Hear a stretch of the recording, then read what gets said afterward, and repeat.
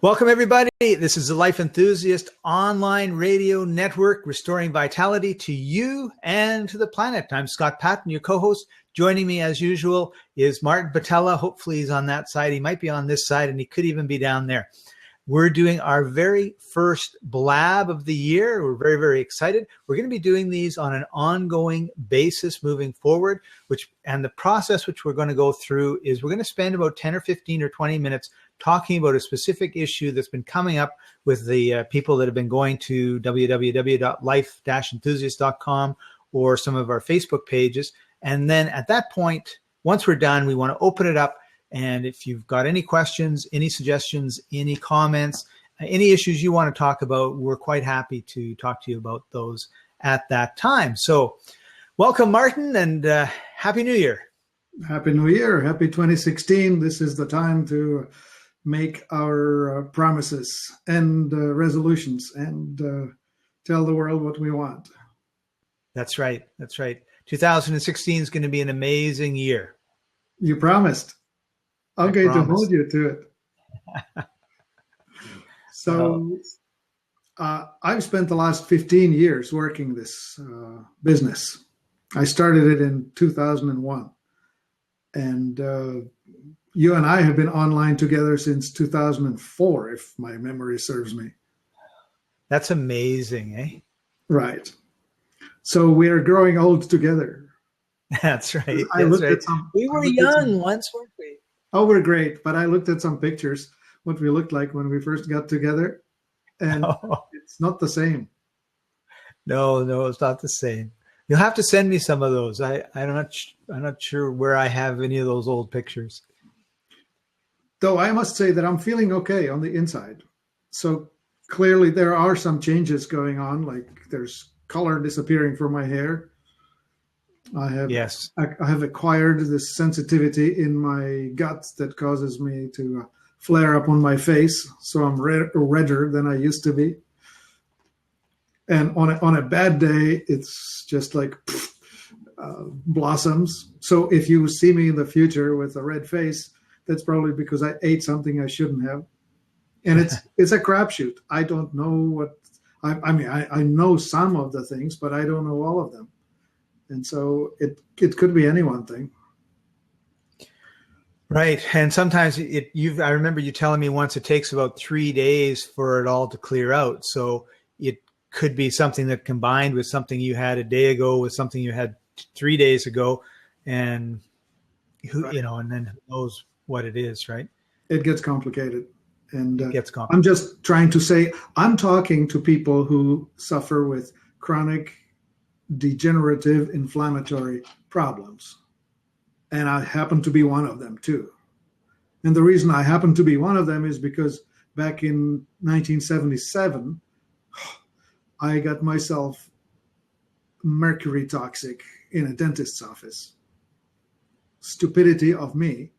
25-year-old, I walked into the dentist's office and I said, can I have a checkup? And he must have thought, this guy has insurance. I can do anything. And he sold me hard. He said, oh yeah, see on these x-rays, it shows here that this tooth and that tooth. He found 12 teeth that he should improve upon with mercury fillings. And did. Wow. And over in 4 sessions, 2 weeks apart. So 2, 4, 6. Inside of 8 weeks, I had 12 fillings. Wow. And I should eat? Could you eat? Like your mouth must have been sore. It hurt. I was taking painkillers. But within 3, maybe 4 weeks, I had this huge breakout of herpes on my face. First time ever in my life. I should have clued in, right? I should have clued in. Something just happened that fired off your immune system. You're cratering. But I didn't. And hindsight's 20/20, right? And then about 6 months in, I started having body problems. First, my feet started collapsing. The doctor was calling it plantar fasciitis. I went to a orthopedic surgeon, and he told me, "Oh yeah, we give you this cortisol, no, not cortisol, cortisone, hydrocortisone injection." He had a needle this long and shoved it into my heel towards the bone and pushed it in. That hurt. But anyway, so for 6 weeks, no pain. After 6 weeks, back to square one. Ran out. Yeah. So I thought, well, okay, the cortisone injection is a Band-Aid, doesn't fix anything. And then the other problems, wrist pains, neck pains, low back pains, it just started to go. So I was going to chiropractor every week, twice a week. It was just getting that nuts. I was working in a really physical job, and I had full medical coverage. So I thought, well, I'm just going to try and figure it out. And kept going. Then I went natural. I thought, well, I'll try a naturopath. So basically, the doctors couldn't help you, and it was obvious everything they were doing was a Band-Aid. So, okay, forget about those guys. Now I'm going to go to the naturopath. Yeah. I sent off my hair for hair analysis. It came back with Mercury at 2.0, critical being 0.7. Oh, no. And I was muttering, I wonder where I got Mercury. I didn't eat a lot of fish in my childhood. I lived inland. I didn't have those problems. But I didn't do anything about it. I showed it to the doctor. He didn't do anything about it. Didn't think anything about it. But that was 1978. So what do we do, right? What do we know? Yeah. So chiropractors, naturopaths. Then after my back went, it started going really bad. Like I would spend 2 weeks, maybe 3 weeks crawling. Like I got so bad that I had to roll out of the bed on all fours, Humpty, Humpty, Humpty, Humpty to the toilet. Then I would sort of get my tush up on the toilet, still bent over, do my job, then collapse down on the floor and Humpty, Humpty, Humpty back to the bed. That was that. Wow. And then I couldn't get in bed because I could only lay down face down, not on my back. I had to be face down. So I was sleeping in a rocking chair face down. And that was, you know, how you, on the rocking chair, how you flip the foot up, the foot support.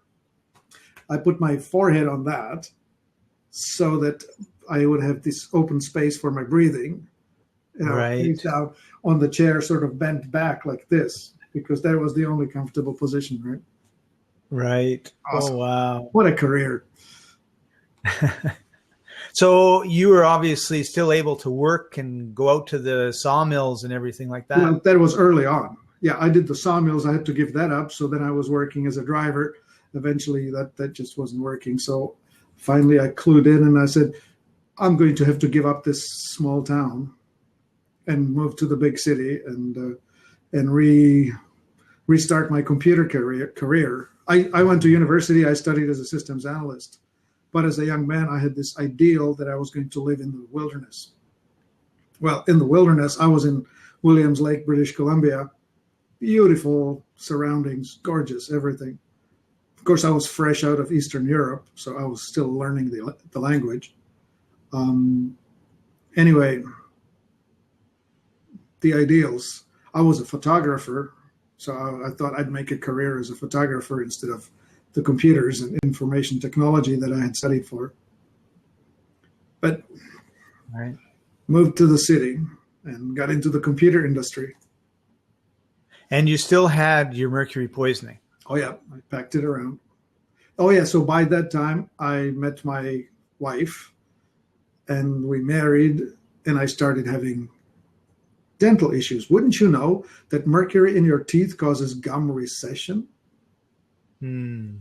So I was having operations on my gums. You know how they peel this little layer of skin off the roof of your mouth, and then they weld it here down here on the inside, in the attempt to make it grow back up because you're losing the gum line, right?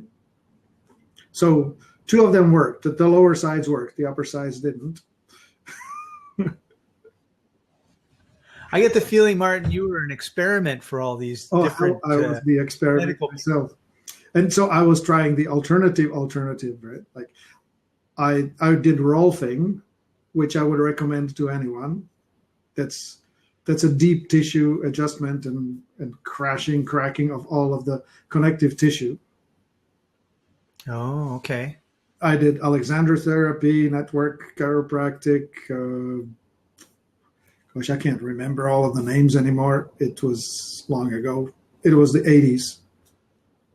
I think come 1989, I had my, what's the word? Crisis. Yeah, that would be the best way to describe it. I hit the rock bottom.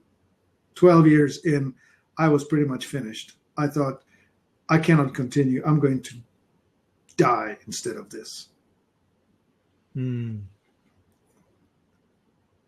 then I thought, well, let's try to use the education you have, analyze this. So I used my systems analyst approach, because by that time I had tried to heal my allergies. I had horrendous allergies every springtime. I had the back pains. I was gaining weight. Yeah, my waistline went from 30 to 36. Ugh. Anyway, so I applied the systems analyst education that I had to the problem. And number one thing is all the medical, I shouldn't say all, but most, and definitely the ones that I have encountered, use tactical approach to problems, meaning they look at a symptom and try to suppress it. So you're not getting cure, you're getting treatment. We're treating the problem, we're not curing the cause of it. So that's how it went. The mainstream medical is like that. Most of naturopathic is like that. Chiropractic is definitely that. You know, you come with a bad back, they adjust it, and they say, see, now it's good. The problem was that every 3 days I was out. They didn't ask, well, what makes it go out? What causes these perfectly aligned vertebrae to twist up again? Oh, it was the mercury. That was causing the weakness of the discs and ligaments and tendons, which was no longer holding it together. So if you have back pains, it's possible, or wrist pains, or foot pains, or other whatever pains, it's possible that your physiology is just giving up, is no longer working as it should. And so one part of that is getting it back in where it should be, and the other part of it is strengthening everything so that it stays there solid. Mm-hmm. And so the discs behave a lot like tires. Like if you have an underinflated tire, it kind of bulges out. That's what happens to the discs. When you put the normal gravity pressure on it, it just bulges out to the side and puts pressure on the nerves, and then you have all this wobbliness and wiggliness and not holding togetherness. Right. So there I was. So 1989, I started buying books, and there was no internet then, or at least no www internet. The browser didn't show up until 1993. And even then, there was not a whole lot of stuff. Yeah. Anyway, so before the internet, I was reading books, studying stuff, and I did figure it out. So I started doing detoxes, and by about 94, I was in a much, much better place. And by about 98, I was free of allergies, and I was free of back pains for the most part. I stopped going to all of it. I was done. And by 91, I decided to start this business to share what I learned with the world, because by then the internet was up. And I thought, I want to live not in the rat race, not in the big city. I wanted to be independent. We moved to a small town, so I had to figure out how to make a living. So did that. So Life Enthusiast was born with 4 or 5 product lines. And And the idea that we're going to restore vitality to people and to the planet. And here we are. Because you just done that to yourself, right? Yes. Yeah. So I knew that if I can do it with one guy, I should be able to figure it out with everybody.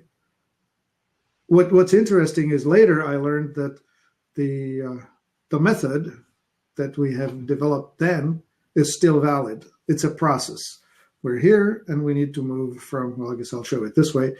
Where your starting point is, you need to move to the destination through specific steps. And we now call them the 4 gateways to hell, or as somebody corrected us and says, don't make it a negative message, make it a positive message. Well, it still is a negative message. Toxicity, malnutrition, stagnation, and disharmony. And the toxicity, that was my mercury load. Malnutrition, that was the crappy food that I was eating. And it's getting worse, folks. The mineralization of the soils and the GMOs are doing horrendous things to us. Stagnation, I wasn't suffering from that. I was working physically. But now that my job is sedentary, I need to exercise. Right. And the last one is the disharmony or distortion. That's the subtle, invisible stuff. And that starts with what's between the ears here. It can be emotional and mental, and it can also be the soup. We're in this soup of energy we never used to have, right? Yeah, electromagnetic frequencies. You know, it's interesting. There's the high voltage stuff, like the high voltage power lines overhead. But then there's the wires in the walls. They put out all kinds of currents. Then there is the underground water streams. They also put out energy. Like you could have an underground water stream that's going to cause massive problems in your body, especially if it runs under where you sleep. Oh, really? Oh, yeah. 8 hours in one spot, you know. I'm talking about like, so you got a underground stream under your house. Yeah. That could have a negative impact? Well, the water, just like an electric cable, has this field that runs perpendicular to it, right? Like if you wire like this, the field emanates all around it in all directions. I don't have a prop to show it. But well, anyway, water stream, same idea. It runs as a pipe, and it emanates in all directions, and it just puts out static wave that's affecting you. Wow. And then now the new stuff, the Wi-Fi and the wireless and the hands-free and the Bluetooth and the router and all of these other things, they really add a lot to what disrupts the normal function. Right. So we need to talk about that too, because some of it can be handled. Some of it you can do something about. Most of it you can do something about. Right. And it just takes the proper discipline and also figuring out what you need to do. Right. So anyway, it's my goal for this 2016 to spend time on these 4 chapters, talking about them, taking it apart and explaining how we break down and how we put ourselves back together. And it's the flag of the chronic inflammatory degenerative disease. Chronic means it's there all the time. Degenerative means that it makes you age, it's entropy. Fall apart, entropy. Second law of thermodynamics. That's right. And the inflammatory, it's this. Inflammation is a mechanism that your body is using to restore health. If you hit yourself with a hammer, you smash your thumb, it will swell, it will get red, it will get hot, and it will throb. And that's done because the body is trying to send the troops to recover the broken tissue. And it's done through increased voltage, which means it's gone into the more alkaline territory, and and it's being rebuilt. The internal injuries are much smaller. You don't see them. They're not a hit with a hammer. They're micro injuries, just tiny little things at each cell site. But their main difference is that they are repetitive. They happen on and on and on. Like, for instance, this thing that I have on my forehead, that's because every day I manage to eat something that's slightly wrong for what I can handle. And so the repetitiveness of this situation is like taking the hammer and hitting the thumb and again and again and again every day. If you hit your thumb every day, it will never heal. It just turns into a nightmare. Right. And that's what we're doing with the foods that we're eating, the way that we're living, the fact that we're not exercising like we should, and all the rest of it. Right. So that's the inflammatory. There are 4 symptoms to inflammation: pain, swelling, redness, and heat.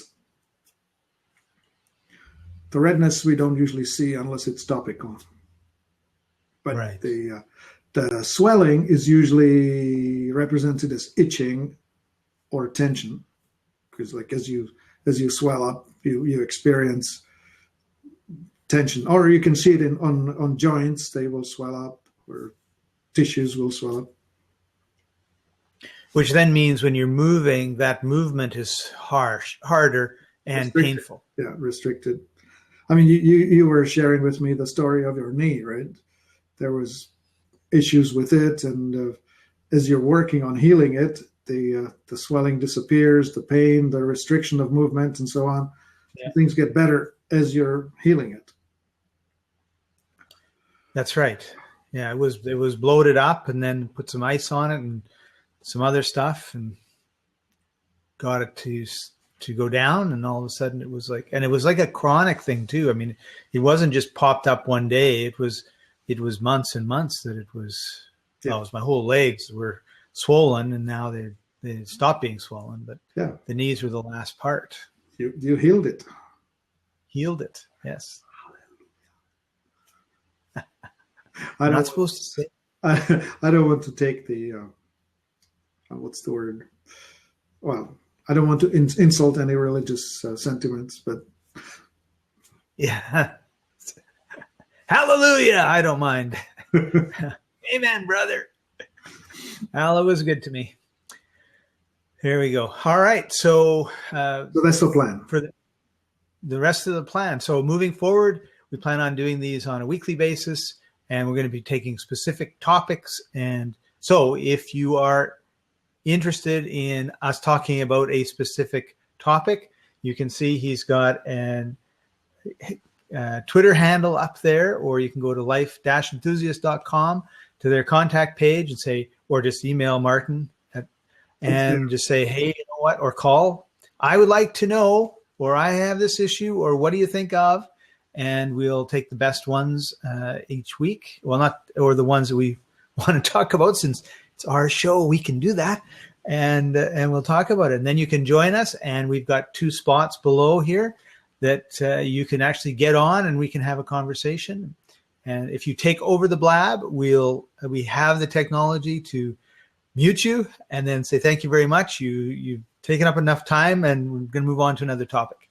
And so I've been watching that on the talk shows. You know, how do you politely get somebody who's talked too much off? So, and I've noticed with Blab that happens a lot. You lose control. So we're going to be talking for the first 20 minutes about whatever the topic is. Then we're going to open up the phone lines and interact with you. Hope you find it as exciting as we're going to find it. Great. Anything you want to add to that, Martin? I can't think of it. It's okay. So then it's I have one last service. Let me just get my thought. This is done in service to the mankind. I am trying to pay back what I learned. Yes, this is an enterprise. This is a business. We make a living when we sell stuff. But believe me, the stuff we sell is tested on me and people like me and Scott. We both have rich experience with pain and how to get out of it. So when we sell something, we actually know that it works. here's a really critical piece that needs to be known. Biological individuality. Each one of us is different. There are 9 main types. You can either be an oxidizer or an autonomic. We'll get to talk about that. Or you can be either overly alkaline or overly acidic. We get to talk about that later too. The point is, depending on what the type you are and where you start from, you will end up with frequently opposite results. Like one person will take potassium and it will lower their blood pressure, and another person will take it and they'll get depressed from it. So don't expect that everybody gets to do the same thing. And we'll be talking about the differences and why that is and how that is. So just because everybody's doing the South Beach diet, that doesn't mean that it's your diet. It just means that a whole bunch of people do okay on South Beach. Yeah, or it became a fad and a whole bunch of people got on it and raved about it and then got sick. Yes, it can be. Like if you're not supposed to be on that style diet, you're going to make yourself worse. So it's a good thing. So it's one of the things I think that we're really talking about here, Martin, is personal responsibility, right? I mean, it's so easy to have some guy in a white trench coat come up to you and say, here are some pills, take them. And we're taught that if the guy's in a black trench coat outside a school and does it to you, you're not supposed to take it, right? You know? Yes. So, you know, when someone does that, you have to make a decision. And the automatic decision, because we've been programmed this way in our society, it's all over the news, it's all over the different TV shows and the movies, is the doctor knows best. Used to be father knew best. That was the hit show in the 50s and 60s. But now it's the doctor knows best. Right. And it's very difficult. You have to understand this. It's very difficult to say no to the doctor. Okay. The doctor says, this is what you need to get better. They have the full authority of the system behind them. That's right. But disclaimer. You have to, and we're not saying don't listen to your doctor. But what we are saying is that if you need to take the responsibility. So like my dad died of leukemia. When he died, he knew more about leukemia than probably all but 4 people in the world. It was amazing listening to him. And he says, well, of course, I'm talking to these guys all the time. I do the research. I read all the papers, and I know what's going on, right? Yes. So you need to find that balance, because there's just as many stories of taking the pill from the white trench coat guy and getting sick and dying as there is from taking it from the black trench coat guy and getting sick and dying. So and is it actually helping you? You know, we often talk about the car, you know, and the little light comes on, needs service, and you just take the gum out, stick it on the over the light so you can't see it. Problem solved, right? Yeah, until your car stops. And if all we're getting is something that I'm in pain, but take this, you won't feel pain. Well, all I'm doing is taking gum and sticking it over the indicator that's telling me I have a problem. I'm not dealing with the problem. So then what happens? Well, you would like to think that normally you would just solve, your body smart enough, it would figure it out and solve it. But the reason it has a problem is probably because you're abusing it, right? External issues. And so you can only run on deflated tires so long before your rims get wrecked and your wheels get wrecked, and all of a sudden you have square wheels and you can't go very far very comfortably. And that's the issue that we're really talking about, is we're, as a society, the Western society in particular, is in this place where everybody has chronic illness. You know, and we know that. We have a fibromyalgia support group that has over 9,000 people, and all of them are posting the same thing. I'm in a lot of pain every day, all day. And I'm taking 5 different drugs, and they're not helping. I'm better, but I'm not well. Yes. So I'm coping, but I'm not healing. Yeah. And that's like, a lot of them aren't coping at all. It's just marginally. But I really want to. But anyway, I want to get this into the picture, which is we're like health engineers as opposed to medical professionals. Like my education is of an engineer. Scott, I forget what degree you took, but anyway, we're analysts and we're nerds and we understand stuff and we tell you about it from the perspective to educate you, to give you the liberty of choices. We're not prescribing anything. We're not trying to treat any symptoms. We're just telling you that when such and such happens, you can do such and such about it. Right. Cool. All right. So I'm going to wrap her up actually, I know there was one thing I wanted to ask you before we went, and that was, I love stories. So I'm going to put you on the spot. Do you have a nice story you can share about somebody who was having some problems and is no longer having some problems? Okay. What comes to mind? All right. My friend Donna, she used to be my assistant long ago when I was in computers back between, I think it was 89 and 93. She worked as, well, she was my assistant. Like I was in charge. She was helping me do stuff. Anyway, fast forward a whole bunch of years, I become this health coach. By the way, I am a certified metabolic typing advisor. I'm not just nothing. I do have some certification behind me. Anyway, so Donna contacted me and she says, so I was just diagnosed with breast cancer. So I said, well, what do you want to do about it? You want to go into the system or you want to do it the other way? And we had a number of conversations. And Donna is a very smart woman. She's the analyst type as well. And so I helped her get at the data, and she just talked about the whole life benefit as opposed to the statistics. When somebody tells you doing this is twice as good as doing that, meaning this drug has 50% better chance to help you, you need to also ask, and what is the whole life benefit? Because example one, there were 2 people who died within 5 years. And example 2, there were 3 people who died within 5 years. So doing or not doing this one thing was the difference between being one of the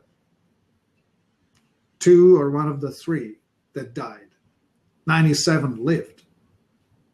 So that was sort of the numbers on the chemotherapy that she was offered, radiation chemotherapy, whatever. So she said, well, it's no non-starter. Let's try the natural thing. So we did the metabolic typing. She found out that she's supposed to be eating a diet that's very high on protein and fat and low in starches, which was a shock to her because she was trying to eat the healthy diet, which in fact she was supposed to be eating steak, cream, and cheesecake. She thought, I mean, not just that, right? With salad and with green stuff. Right. Anyway, so we fixed her diet and we got her on the right supplementation. And within a year, she went after a year, 1 year post-diagnosis, she went for a checkup. And her doctor told her, this is going to be a funny turn of language, but people would die to have the numbers that you are showing on your test. Obviously, they made a mistake before when they diagnosed that she had cancer. No mistake. No, she had it biopsied and she had it cut out. There was a lump in her breast. There was, and she's fine. I think we're now 4 or 5 years past that, and she's fine. She's doing better than she ever did. So Georgia says, I have to live with chronic pancreatitis. That's not pleasant. Chronic. I had acute pancreatitis, George, a year and a half ago because my I didn't want to get into this story today, but my liver stopped. And so I got jaundice and everything else. And I'd had hepatitis 30 years ago for a few months. And so I knew what that was like. I knew what that hepatitis was like. And what I had was nothing like it. So I just assumed it wasn't hepatitis because I thought I knew what hepatitis was. And nobody ever did call it hepatitis either, by the way, but there are similarities, turn yellow and all the rest of it. And they said when it first became obvious it was a problem, they said, drink lots of fluids, don't eat, food very much, and get lots of rest. And I did that. And the next thing, about a week later, huge pains in my abdomen area, couldn't move, sort of thing. As soon as it subsided, my son went to the hospital, and I was there for a month because it was all my enzymes were off the charts. And they said, you need to have total rest of your pancreatitis, which means no food and no water in terms of healing. Yeah, so George has said no cause was found. Same with me. They said it just seems like your liver was poisoned. There was no clue. They thought everybody that gets what I got is a drunk, drug addict, stays up till midnight partying. I pronounce it wrong. I pronounce everything wrong, George.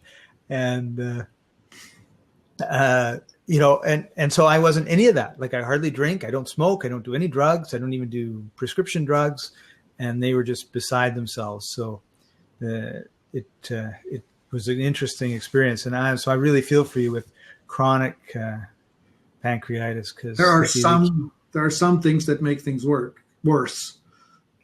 Coffee is one of them, because coffee causes the need for the pancreas to eject baking soda, sodium bicarbonate, which is used to neutralize the pH of the chyme, the stuff that comes out of the stomach. So when you're eating, whatever you put in your mouth goes into the stomach, it gets acidified, worked on, and then mechanically processed and then pushed out into the small intestine, duodenum, where there are two things injected into it. From the liver come the bile salts, and from the pancreas come the sodium bicarbonate and enzymes. So if, for instance, you drink coffee on empty stomach, there's a whole bunch of stuff that requires alkalization that comes through the duodenum. You alkalize it, but then now you have blown your wad, so to speak. So when you eat and digest something after that, there's not enough of the sodium bicarbonate to come around. So you're constantly forcing the pancreas to do stuff that it has no ability to do, meaning you're overworking it. I don't know if that's your case, but that's something that I'd worry about. And I don't know if some of your nutritional practices, Scott, that you did led to this sort of thing. No idea. Yeah.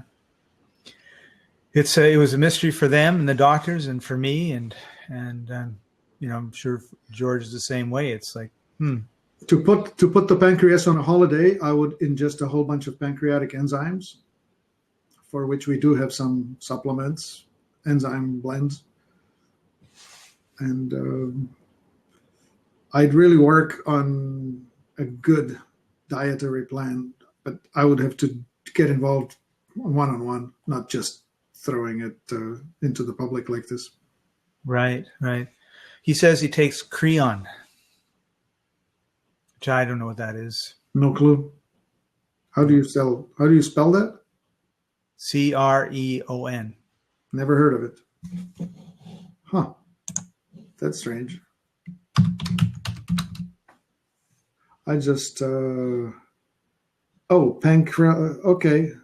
Oh, that's a enzymatic therapy, according. Okay, great. Sure, why not? I would go more natural than pharmaceutical, but why not? Has it helped, George?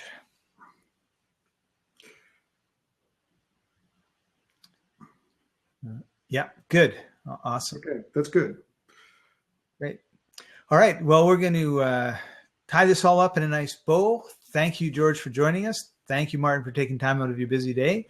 This has been the Life Enthusiast online radio network, TV network, and Blab network. I keep adding to it, restoring vitality to you and to the planet. And we'll see you next time. Bye-bye. Bye now.